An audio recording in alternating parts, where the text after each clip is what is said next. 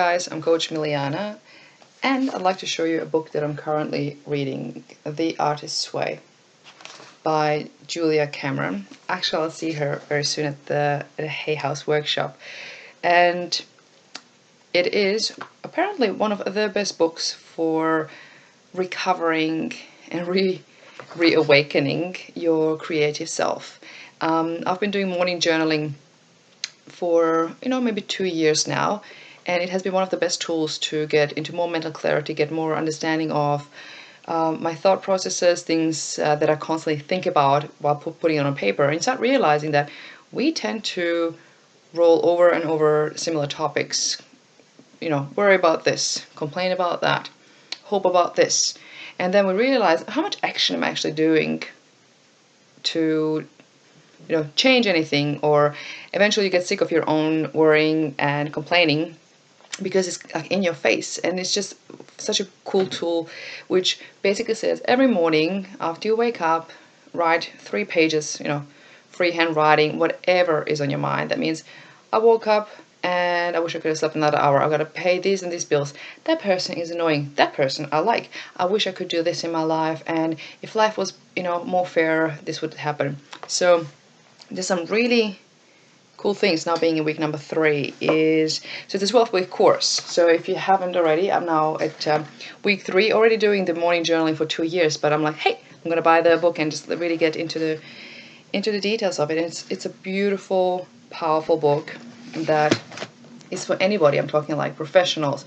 not just artists, whether it's singers, writers, actors, but anybody to get to a deeper sense of clarity and self. So I'd like to share a few words about, week number 3 is just about, anger and reclaiming your power. And one thing that for me was quite powerful was about anger. Anger is meant to be acted upon. It is not meant to be acted out. Anger points the direction. We are meant to use anger as fuel to take the actions we need to move where our anger points us. With a little thought, we can usually translate the message that our anger is sending us. And so we have, quote unquote, blast him, I could make a better film than that. This anger says, you want to make movies, you need to learn how. And then again, I can't believe it. I had this idea for a play 3 years ago, and she'd gone and she'd written it. This anger says, stop procrastinating. Ideas don't get opening nights. Finished plays do. Start writing. That's my strategy he's using. This is incredible. I've been ripped off. I knew I should have pulled that material together and copyrighted it. This anger says, it's time to take your own ideas seriously enough to treat them well. When we feel anger, we are often very angry that we feel anger. Damn anger. It tells us we can't get away with our old life any longer. It tells us that old life is dying. It tells us we are being reborn, and birthing hurts. The hurt makes us angry. Anger is a firestorm that signals the death of our old life. Anger is a fuel that propels us into our new home, into a new one. Anger is a tool, not a master. Anger is meant to be tapped into and drawn upon. Used properly, anger is useful. So, just a few words from this week number 3 that I found very powerful, where we can get a lot of lessons by listening to other people, but also by listening to ourselves. Like, what are we complaining about? What could we do better than other people? What, I would have done this if ... That was one of my biggest lessons when I was listening to a person that was saying, I could have done that, and I would have been so successful if I had done that. But I chose to, finish a course or finish a school, stay in the safe zone. And at that moment, it was almost like a slap in my face, which meant for me, I don't want to be a could've.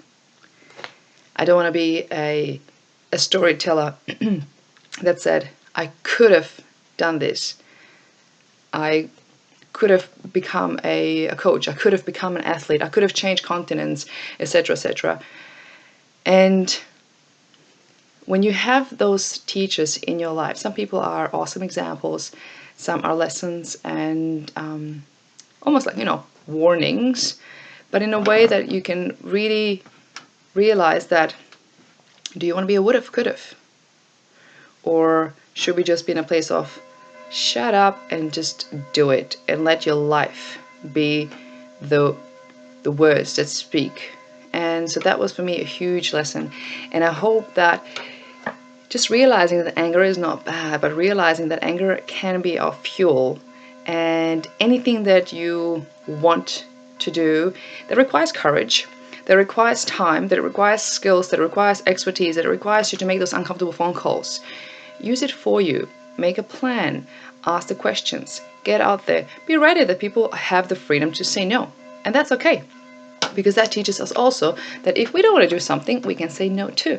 So get angry and active. Use it as fuel rather than let it implode and just create nothingness. I wish you all the best, and let's get angry.